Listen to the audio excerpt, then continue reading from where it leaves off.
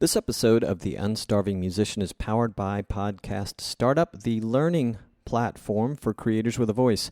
Podcast Startup covers tech, production, editing, marketing, and more. I know what it feels like to be slowed down by challenges revolving around fear, procrastination, and tech, yet I've recorded and published over 260 podcast episodes. To learn more about Podcast Startup, go to unstarvingmusician.com/podcast startup, and to get free podcasting startup tips right to your inbox. Again, visit unstarvingmusician.com/podcast startup to learn more and to get your free podcasting startup tips. This is the Unstarving Musician podcast. I'm your host, Robonzo. The podcast features conversations with me, indie music artists, and industry professionals, and it's all intended to help other indie music artists be better at marketing, business, the creative process, and all the other things that empower us to do more of what we love. Make music. Hello and welcome to another episode, my little birdies. It is great to have you here. I'm recording this on Super Bowl Sunday from Panama. It's a partly cloudy day or partly sunny. It's a nice day. It's getting a little warm. I am very close to grabbing a cold Modelo Especial or Negra Modelo or Estrella, whatever I can find in the fridge to get my festivities started. It's great to be here in your earbuds today, on your speakers, your Sonos, whatever you're listening on. This episode is a little late to get out, so if you were chomping at the bit for a new episode on Friday, I do apologize. Life's been bearing down on me a little bit, my own doing, but enough of that. Zack Greenburg is my guest. He spent about 10 years as a senior editor for Forbes. He's written a few books on hip-hop and the business therein, and he has a brand new book out called We Are All Musicians Now. Great title, I really like that one. His other books include the Jay-Z biography Empire State of Mind, the A-List Angels, How a Band of Actors, Artists, and Athletes Hacked Silicon Valley, and yes, he is my guest for this episode. He actually is a return guest. He first appeared in episode 149 back in May of 2020. That was an ominous year. An ominous month, as I recall. Zack has also written for Rolling Stone, Vanity Fair, Los Angeles Times, Variety Billboard, Vibe, Sports Illustrated, and several other big and noteworthy publications. He's profiled the likes of Jay-Z, P. Diddy, and Dr. Dre throughout his career. He's interesting, and this is an interesting conversation, and we do connect the dots to your world, indie musician. So I have had an interesting week. We'll get back to Zack in a minute, but time is compressing as the wife Sammy and I are readying to move from Panama to Querétaro, Mexico. That's coming up real fast, and had a couple of ridiculous accidents in less than a week's time, one of them happening last week. The lesser of the two involved a coffee press and a broken blood vessel in the palm of my hand. The coffee press was fine. But that hindered my ability to play percussion for a live stream I did with my pal Fiddle Joe Patterson, which I did recently.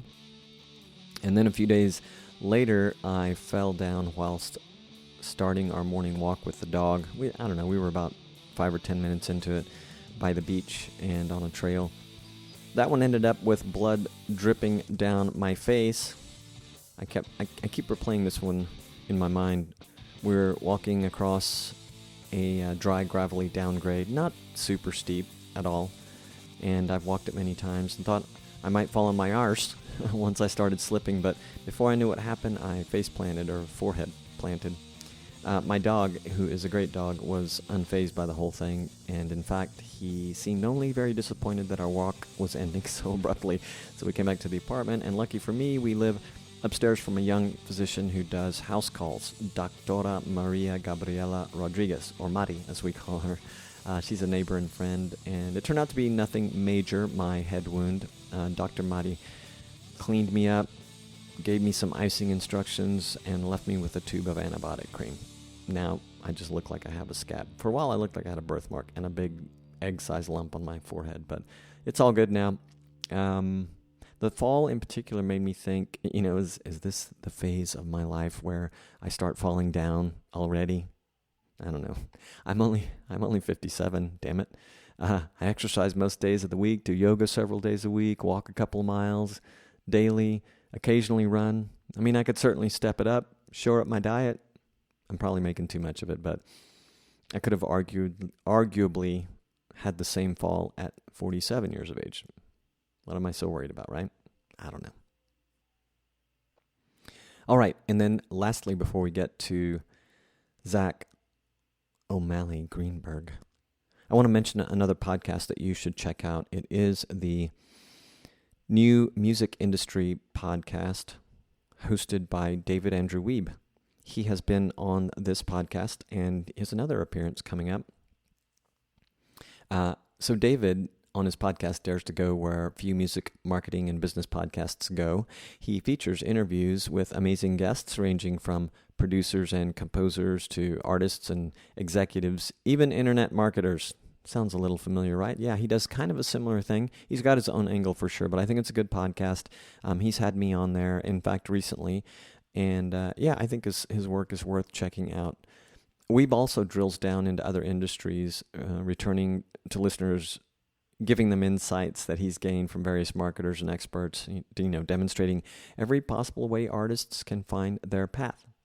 So the podcast I'm talking about, that New Music Industry Podcast with David Andrew Wiebe, is available at musicentrepreneurhq.com and or all of your favorite podcast and audio platforms. I'll put a link in the show notes for this episode, so don't you worry. You'll find it one way or another. Back to Zack Greenburg. We talk about his move from Forbes to Substack.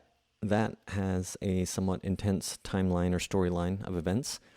We also talk about his latest book, We Are All Musicians Now, which he's writing on Substack at zogblog.substack.com. ZOG blog. I'll put a link to the show notes in that. We also discuss niche and writing, the exodus from big media outlets, why he is serializing his book on Substack, relating indie artists and superfans, the rise of the superfan, NFTs, teachings from hip-hop, intellectual property, and more. So yeah, you can find what Zack's up to lately at zogblog.substack.com or zogreenburg.com. And I will, of course, put those links in the show notes. So without further ado, here is me and Zack Greenburg. I want to start with your new Substack. Did you coin Zogblog for the Substack?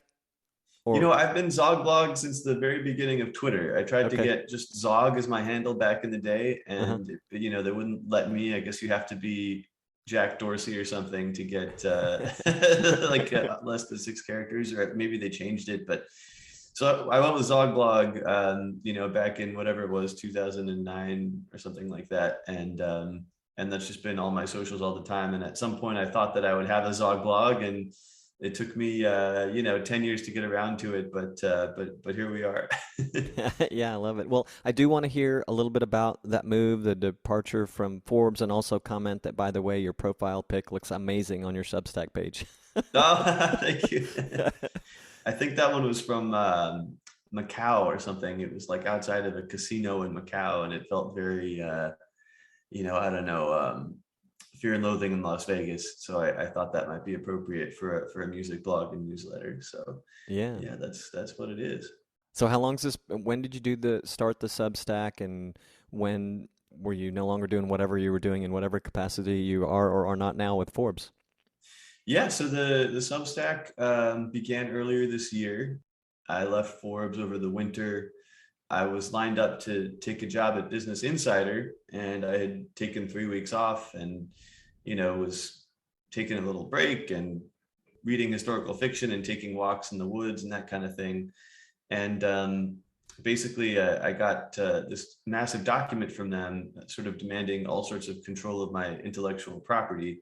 And I tried to bring in my literary agent, who I've worked with on several books before, to try to protect that sort of stuff, books and film and TV and what have you. But turned out that they didn't really want to budge, so I ended up walking away. By that point, I'd said all my goodbyes at Forbes, and I was ready to move on. My career at Forbes was old enough to drive, So, yeah, I guess depending on the state. So I thought, where might I go that, I could really sort of hang on to my rights, because for my entire career, I've been profiling folks like Jay-Z and Diddy and, Dr. Dre. I've written books on these guys, and how did they get where they are? How did they become these, centimillionaires, billionaires, hanging on to their intellectual property and, and to their creative voice too, whenever they can. And so, I don't think that I'm going to become a billionaire off of writing about the business of music, but I really love it. And I certainly felt like that I would be a hypocrite if I sort of, didn't follow along sort of the path that some of the people I've profiled over the years and have really studied extensively, if I didn't sort of follow that path of owning my work when given the opportunity. So I cold emailed the founder of Substack, and I sort of explained my thesis there. And I said, I'd love to come over and write my next book and just serialize it on your platform. It being a startup, we worked out a deal within, a week or two, and off I went. So I started writing it in May, and then it was June or July I finally started publishing. So the way I do it now is once a week I do the Zog blog, so just thoughts on the business of music. Once a week I also put out an installment of this book, which is called We're All Musicians Now, which I figure, would be really interesting to you and your audience, because Totally. it just kind of digs into some of the stuff that musicians figured out before everybody else, kind of by necessity. So if you look at all the big sweeping changes in any industry over the past several decades, they seem to have hit music first, whether it's the death of physical retail, the rise of, all the way up to the rise of NFTs and crypto, all that kind of stuff seems to have been at the forefront in music before it got to other places. So, I like to say, if you follow the musicians, you can kind of tell the future. So it's been a process of going around and getting to interview some of the most fascinating indie musicians, especially, and kind of trying to share their lessons, not only for other musicians, but, really for anybody in any industry. So from Amanda Palmer and her cultivation of superfans, to Hanson, of MMMBop fame, and how they kind of parlayed that one huge hit into this surprisingly, steady long-term career with just a rabid fan base. There are lessons all over the place for people in music and outside of it too. Yeah, and you're right. It's just like totally of interest to me. It's very aligned with what I think my listening audience is into as well, and I love that it's really expanding outward to a bigger audience beyond musicians and artists, right? And that you really sort of followed your own observations here in the way you handled the change to Substack. Just a couple more questions on that, and I just don't want to make it seem like it's all I want to talk about, but how did you feel at the moment when you were lined up to go to Business Insider and that thing just didn't look right? And I don't blame you for doing what you did. One second. I mean, even as a guy who hasn't had any sort of distribution to the level of yours, I'm always concerned about rights, because you never know when things might start happening, right? But Right. how did you feel at that moment, or did you feel much at all? Were you just like, I'll figure this out, no problem? At the moment, it felt great. I think the line was, "This is our final offer," and I said no, and they said, "Did you want to sleep on it?" And I said immediately, "No." And that felt great at the moment. And then I slept on it and I woke up and I was like, "Oh man, all right, well, here we go. Here we go. I'm gonna have to figure this out." But that moment of oh man, I'm gonna have to figure this out, that's what kind of got the gears turning. And I talked to a couple other places, and actually Patreon was another place that I looked at pretty closely, and got an offer from to go over there too. And I love what they're doing. It's pretty similar in a lot of ways, but I think there was sort of that question of like, do you go with the place that does the thing that specifically you do, that knows how to do that thing really well, or do you go to a bigger place where they might be trying to build out what you do, but maybe aren't necessarily focused on that, or you'd be sort of the first So, there was sort of something intriguing about, being one of the first writers to go over there to Patreon. I mean, there are certainly writers there, but it's obviously a music first type of platform, and there are other kinds of creators, but there aren't a ton of journalists over there. On the one hand, it was intriguing, but on the other hand, it was sort of like, well, is this a thing that could get lost in the shuffle? And ultimately, it seemed that Substack was so focused on just journalism. I already felt like I was taking a risk going independent, and I kind of wanted to make sure I was jumping over to the place where, they were just super focused on the thing specifically that I wanted to do. So, yeah, I think I would agree. It seems really important, relevant, smart to work with Substack. It sort of just makes it feel like you've got everything niched out or dialed into your niche. And at the same time, you've created this opportunity, and perhaps it's been a long time in the making with your other books, where you're really expanding your audience reach out with this book toward the business community at large and not just entertainment, obviously. So I think it's smart. Yeah, I think with everything that I write, whether it was the stories for Forbes or the books that I wrote on Jay-Z and so forth, I always tried to make it so that, it would be interesting to music fans, but that you could learn some kind of lesson, even if you weren't involved in music at all. And, a lot of times I think that some of the most successful musicians at that sort of Jay-Z level are, they would have made it in any industry, even if they had just kept doing music on the side as a hobby, right? In fact, music was just a hobby for Jay-Z, throughout his early 20s. I mean, he was focused on hustling, moving product of a different kind. So I often say that, like Puff Daddy, for example, people talk about him as a rapper or what have you. But I think of him more like if Richard Branson happened to spend 5 or 10 years rapping, and that's Diddy. I mean, yeah, he still puts stuff out, but when he was really kind of focused on being a musician, I mean, that period was really sort of like mid late 90s into the early aughts. But I think a lot of these skills transfer into any different kind of business. So, hence the We Are All Musicians focus of this current book. For sure. And the last thing I want to ask about Substack and movement that direction, I have a curiosity about it, about the number of journalists that are starting Substacks. And these are people not unlike yourself who were with pick your well-known publication and have opted to go with, starting a Substack. Do you find that alarming at all in the world of journalism? And if so, kind of how? I actually think that it's great. I think it's great that so many journalists are going independent. I think that the major media outlets have gotten to a point where, I don't know. I mean, I might say that they're a little bit lazy, rather than sort of like trying new models and figuring things out.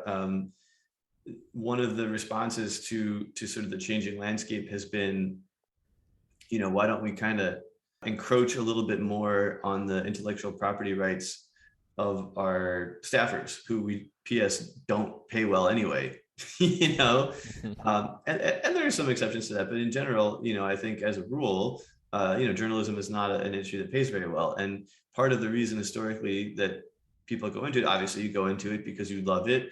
It's a public service, it's informative and it informs people, it delights them. But there was always this idea that maybe your article gets turned into a book, or your book gets turned into a movie, or your article gets turned into something else, and right. You were going to be around to sort of like reap the rewards of that by betting on yourself and being a journalist. I think in the past, outlets were less concerned with those sorts of things. Now, I think obviously we have so many more different kinds of media competing for eyeballs and minutes and hours of, as a result, obviously advertising has fled from print publications to the internet and to streaming services and so forth. But there's just there are just so many more places that ads can be run, and so there's less revenue coming in, and so the media organizations have to figure out other ways of making the money. And now we're in this golden age of Hulu and Netflix docuseries and specials and that kind of thing. And I think that a lot of the media outlets have decided that it could turn into something that gets optioned for a nice chunk of change, and that they should really be participating in that. And I would say that I think the idea that a media organization should get 100%, not only of the finances but of the creative control, is not only unfair, but it's bad business. Because if writers, on these various staffs don't feel like they have any upside on this stuff, they're not going to try to sort of do what they can to pursue these deals too, right? It's just more work for them, and they're not getting paid. So I would advocate for media outlets to consider something of a joint venture type model, where that way writers are enthused, excited to be working on this kind of stuff, and maybe even go out and seek it out to make everybody happy, as opposed to this sort of like gradual like encroachment upon these rights that writers have sort of always been able to have. So even when you go back to the model of like, you're at a journalistic institution, you have a staff job, they own the words that you write, and that's just how it is. And it kind of reminds me of the old days in the music business, when you signed a record deal and the default was you were going to sign away your masters. Now I think, thanks to a lot of folks like Jay-Z, talking about it so freely, it's much more of something that's up for negotiation, even if you're getting a major label deal, especially if you come in with some leverage. You might you might co-own, you might keep your masters. It's stuff that didn't used to be up for debate, but now it's very much in play. And so I wonder if there's some way for journalists and every kind of writer out there to be able to have that sort of "we were all musicians" moment, and start to change some of the defaults in the industry. Yeah, that's a great perspective. I have on other podcasts have heard a lot of discussion about the cultural madness that's happening at some of the large media outlets that are driving some writers out just where they can have more freedom. And I haven't had an opportunity to hear this aspect of it too. Clearly important and very relevant to what we're talking about. So this is your 5th book, right? We Are All Musicians Now? Okay. What made you decide to do the serialized installments the way you did? I don't know if that's is a super Substack kind of thing to do, or as opposed to doing, because you've been doing the traditional publisher route with your previous books, correct? Yeah, I've been doing that. So my first book was at Penguin, and then Simon and Schuster. The last 2 were at Little Brown, and I was talking to some of the major publishers, and they love this idea. But I think that one of the things for me was, I like the idea of all my stuff being in one place. I like the idea of sort of not having to juggle the book and the writing in the same way, where the book was really, for me, when I was writing the books, it was sort of a nights and weekends thing. But, the idea that writing the book could be part of my day job at Substack, and sort of having everything under one roof was really appealing to me. But, I think most of all, it was a subject matter. And so I remember talking to an editor at a big book publisher who was interested in acquiring We Are All Musicians Now. And we were talking about the NFT chapter of the book. Well, I'm going to be writing this thing now. It'd probably take me 2 years to write a book. I don't know, maybe 1 or 2 years, let's say, depending on a number of things. But then it'll take another, 6 to 8 months to get it out in print. We're talking, probably 2.5 years before this chapter on NFTs is going to be out. I mean, we don't know what's going to happen in 2.5 weeks, let alone 2.5 years. So I just didn't really see a way to do it. Even if we waited until the very end, you can go in at the last minute before things go off to the presses, and you can kind of alter things, but then you're still waiting 6 to 8 months probably for it to come out. So just based on the subject matter of a lot of the stuff, it seemed to me important that I'd be able to write it basically in real time and almost go in reverse. And so, the beauty of Substack and owning my work is that I can sort of go through this serialized book process, as almost a notepad. And then once it's all done, I can kind of shuffle things around and put it back together as a physical book that'll be a little bit more, let's say, coherent and worked out, because some of these things I've been able to actually test out before just kind of shoving them into print and not knowing whether they'll be true in 2.5 weeks, let alone 2.5 years. Right. And clearly you hit different retail markets, or will be able to hit different retail markets by doing that, and maybe audiobook and whatever else. I really, really like the idea. It's got you wheels spinning in my head about the possibilities for you. So Yeah. that's great. And I love the premise. And in case what we've said so far didn't really get into it, and my digressions into the whole Substack and media culture, but I want to read the premise here really quick and just say how much I love it. So this is a quote from your book or introduction, but artists are canaries in the coal mine of modern business, experiencing seismic tech disruptions years before those in other industries. Follow the music, see the future. That's it. Super nice. How do you think this relates to, you write about the super successful artists, but I know their stories in the beginning too, but how does this relate? How can the indie musician that's still on the cusp of or trying to get to that point of making a decent living with their music, how did they wrap their endeavors into this theme and what you're going to be writing? Yeah. So, well, that brings me to the chapter that I'm currently working on, which is all about superfans. Yeah. And I think that's kind of the place where I would direct indie artists to. And I think that's one of the really fun things about writing this book is I can kind of dig down a little bit more into some of the stuff that would be more relevant to indie artists, as opposed to, writing a book about Michael Jackson or Jay-Z. It's like, okay, cool. If you're, if you have the musical gifts of Michael Jackson or the business acumen of Jay-Z, or, but like, you can't really teach. You can't necessarily like teach that so easily. So some of it maybe you're born with it, but I think certainly with accumulating super fans, that's a thing that any up and coming artist, any indie artist can really focus on, and also like any business, but that's a whole different thing. I think that one of my favorite stories that I've gotten from interviewing artists for this book is from Amanda Palmer of the Dresden Dolls. She went independent, set all kinds of records on Kickstarter, went over to Patreon, so she's sort of like poster child for, super fans, right? I mean, mm-hmm. And Patreon. Her whole career. Yeah. Patreon. I mean, Patreon that's what it's all about. And so I was interviewing her, and, she called in from New Zealand, where she's been since her tour stopped in Wellington, like a year and a half ago. She just kind of decided to stay. She likes it there. But yeah, she said, I hate the word superfan. I said, what do you mean? She said, it suggests sort of like that you're on a different level from your audience. And she said, the thing that really gets people interested and wants, makes them sort of want to stick around and become patrons is this idea of sort of a peer-to-peer relationship.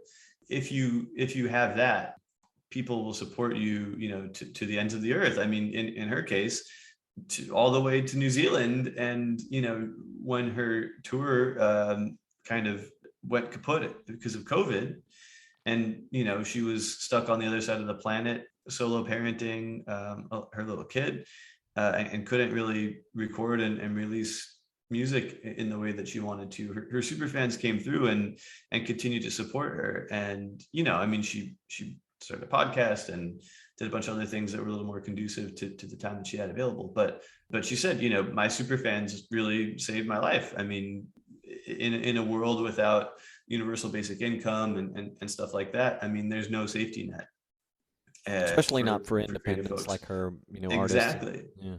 Exactly. And so, one of the points that I'm making in this chapter is that for an indie act, super fans can be your UBI, right? I mean, they can, once you kind of cultivate that one-to-one peer-to-peer relationship, and you begin to form this base, and, it's not gonna, it may not be enough to buy that house that you always wanted to, but it could get to the point where it's enough to pay your rent and give you sort of like some security, so that you could go off and maybe take some more risks, to take some big swings that could eventually get you to where you want to be.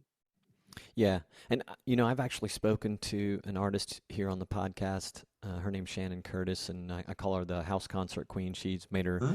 living on recording annually, making a new record annually and then going out on the road and doing house concerts, which obviously proved Mm, interesting with COVID. But right. she and her partner really detest the word fans in general, and I'm sure super fans are they super detest. And it's because, I guess, in a Yeah. similar way to Amanda and said differently, they look at them all as just supporters, and I can totally see that. I mean, when you're building an audience or have an audience and they're moving you along, like the story you just told about Amanda Palmer, that's really what they are. But hey, man, conceptually, I think it works really well, Superfan, because it sort of defines a point for us all that are trying to understand how you get a beachhead on your audience, right?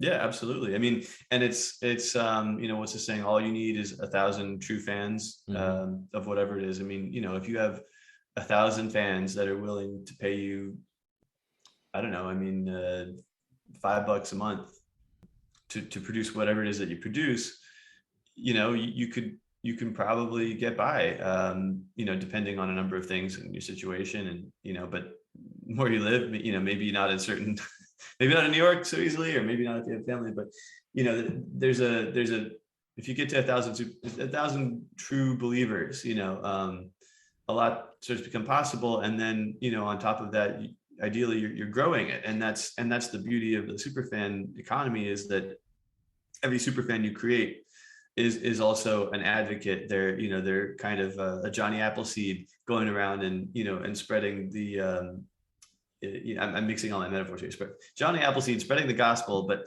you get the idea. It's like at some point, they're like your street team. Exactly. They're out there, getting you new super fans, and then it starts to just build on itself, and that's how you start to build something like Amanda Palmer or Hanson or some of these other acts have. Do you feel like the rise of the superfan happened or really got illuminated with Patreon, or how do you see it as having happened? Well, I think it was always there, right? I think Patreon just tapped into something really, really huge. I also think that there, sort of in our new internet economy, the web 1.0, 2.0, 3.0, wherever we are in all these different iterations, it has enabled people, acts, bands, but also all kinds of creators with small-ish audiences, but like big enough to survive around the world, to kind of stitch that together regardless of location. So, you know, let's say somebody like, I don't know. I mean, Amanda Palmer does have a pretty big audience at this point, so maybe she's not a good example. But there are acts out there who have 1,000 true fans, let's say, but there might be 50 in New York and 50 in Stockholm and 50 in Beijing and Mm-hmm. 50 in Johannesburg, and you can't get them all to come to a show. And even if you go to all those different towns, I mean, obviously travel, and you're playing shows in front of maybe only 10 of those 50 people can make it. It just doesn't work from a touring perspective. It probably doesn't work from like a record deal perspective. But if they're all willing to pay you $5 a month, it doesn't really matter where they are. Now that we have that connectivity, I think that it kind of enables this middle class of musicians to really rise up and to be able to have sustainable businesses in a way that wasn't possible before we had, before everybody was online. And I think a lot of musicians, independent musicians, are at all levels are curious about NFTs. How does your book tackle or how do you anticipate tackling Yeah. the subject right now?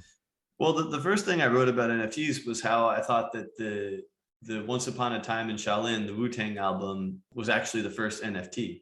And of course, it was a very physical thing. Mm-hmm. So in that way, it's different from an NFT. But the idea of a one of one album, talk about limited edition, there's only one.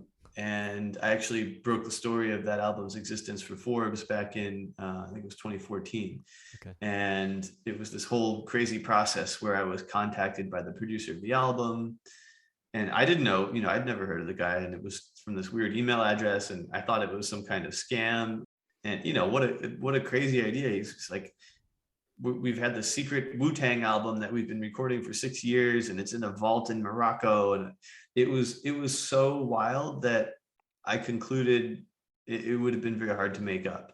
And so I kind of kept going down that rabbit hole, ended up out in Marrakesh, like listening to the album and, like seeing how they had produced the physical casing of it and all this stuff and really becoming immersed in it. And then, of course, the album kind of took on a life of its own, got bought by the pharma villain, Martin Shkreli, got seized by the government when he went to jail, sold, ended up in the hands of a DAO, so I think that the idea of creating that one of one album, they wanted to re-elevate music to the level of fine art, or sculpture, something like that. I think really in the process, they predicted NFTs, Nipsey Hussle also did that. I mean, maybe even better example was his $100 mixtape that he only made 1,000 copies of. That's a limited edition. It's like, that's an NFT drop, Mm-hmm.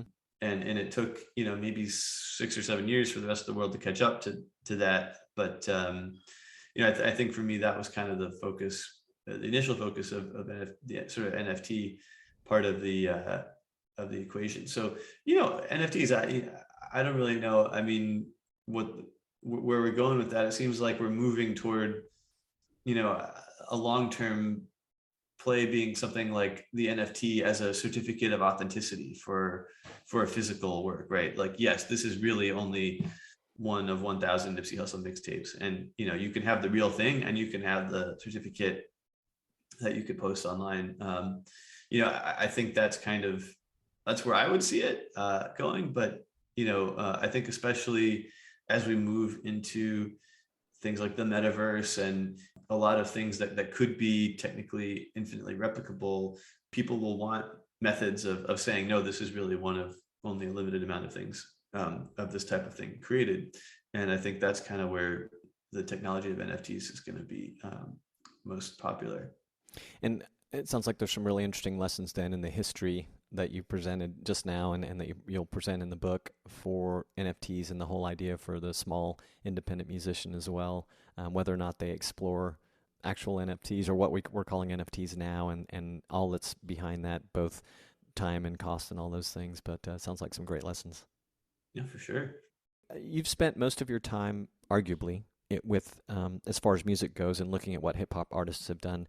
What do you feel like they're teaching us now, and what have those guys and gals learned along their journey, in your opinions? Yeah, I mean, hip hop is such a huge part of everything I write about, especially in this book. Well, maybe not especially, because I've written books specifically about hip hop, and this is Right. Hip hop is one of many genres mentioned, but probably the genre most prominently mentioned.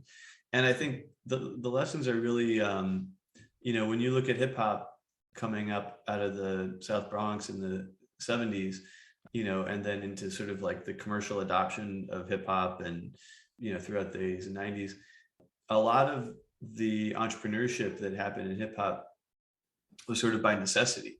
If you look at, let's say, somebody like Jay-Z or Diddy launching a clothing line or a record label, I mean, Jay-Z launched his record label because nobody wanted to buy his record.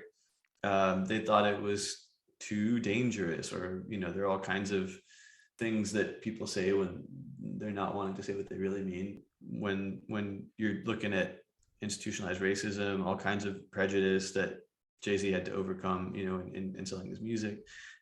I think that same goes for the commercial aspect. When you look at something like Rockaware, he founded that because he wanted to do an endorsement deal with this Italian sportswear company called Iceberg, and they sort of laughed him out of the room. So he went and started his own, and that kind of, if you encounter a closed door, you go and you go around and you just build your own house. Like that's sort of hip hop. That's how it's always been done, and I think those lessons are valuable, even for people who could get through the front door, right? It turns out that the idea of ownership, the idea of, creating your own whatever, is ultimately a lot more satisfying and valuable than sort of doing it the old way. So there's a great saying that I hear a lot of the pioneers of hip hop say, which is, we didn't invent anything, we reinvented everything. And I really love that saying. And I think their point was, there are all these, the spoken word has been a thing for a really long time. Beats obviously have been a thing for a really long time.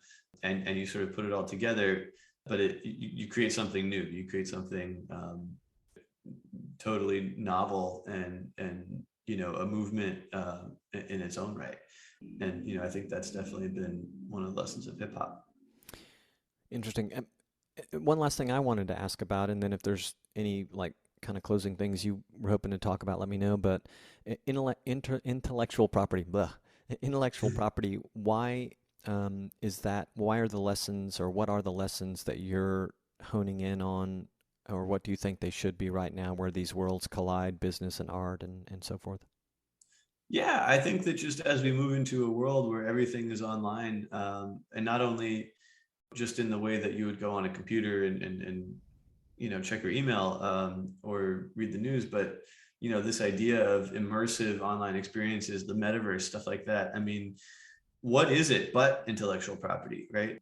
Ideas are the new currency. Not that they weren't always valuable, but I think they're just extra valuable. And especially in the world that we're living in, where anything unique is more and more valuable than it was a couple of years ago, due to a number of factors, from inflation to just sort of the general direction of the economy. I mean, you look at baseball cards and sneakers and homes and raw materials, used cars, everything that is, I mean, I guess used cars aren't even that unique, but anything that is finite and, is going up in value. And so I think it stands to reason that intellectual property, above all, is the most unique. I mean, we've been talking about NFTs and limited edition releases and stuff like that, but the value of a unique idea, it's a one of one.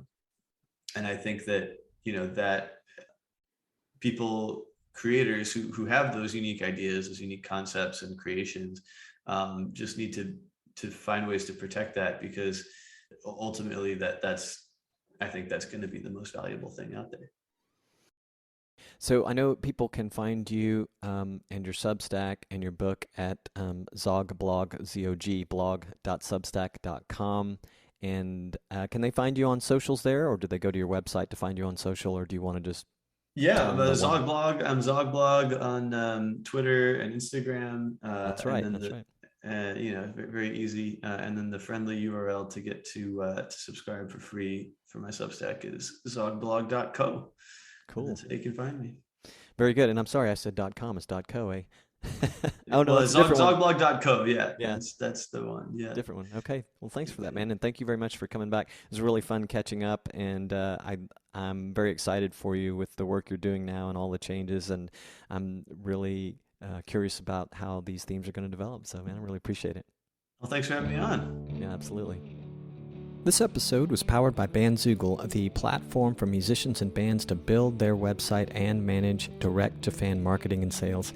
Bandzoogle features powerful design options, a commission-free store to sell music, merch, and tickets, detailed fan data, integrations with social networks, and more. Plans start at just $8.29 a month, which includes a free custom domain name. Try it at bandzoogle.com and use the promo code Robonzo, ROBONZO, to get 15% off your first year. That's bandzoogle.com, promo code Robonzo. Did you know you can help other independent musicians find the Unstarving Musician by following or subscribing on your audio platform of choice? Well, now you do, and it really does help. And if you have feedback, please go to unstarvingmusician.com to get all my contact info. You can text me, call me, email me, leave a voice message right there on that page. Just go down to the bottom of the page and you'll find everything you need to know. I really would love to hear any of your comments, suggestions, questions, whatever you've got. And you can find links to just about everything talked about in this episode at unstarvingmusician.com/podcast. All right, I'm peacing out. Thank you for listening and sharing with your musician friends and fellow indie music bands. Peace, gratitude, and a whole lot of love.